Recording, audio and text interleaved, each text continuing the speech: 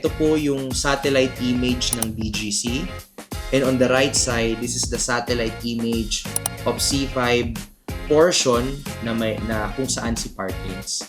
What is highly observable, there is a presence of the ultra high-end villages in the area, in the names of Forbes and Indasma. Na itong mga developers is trying to locate an estate or a business center that is close to their high-end villages. It served as the primary market, kapag nagsisimula yung developments. Gusto nila ng mga investment na mas malapit sa kanila.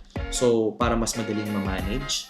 They're also buying a secondary home, Kasi they wanted to eliminate the high maintenance cost ng pag-maintain ng mga 1,000 square meter properties.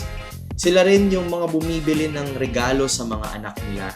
Ngayon, sa C5, ang mga high-end villages here, dyan si Corinthian Gardens, nandyan si Green Meadows, nandyan si White Plains, Acropolis, Valle Verde. So yung presence ng mga yon ang magsaserve na potential market when the developers are starting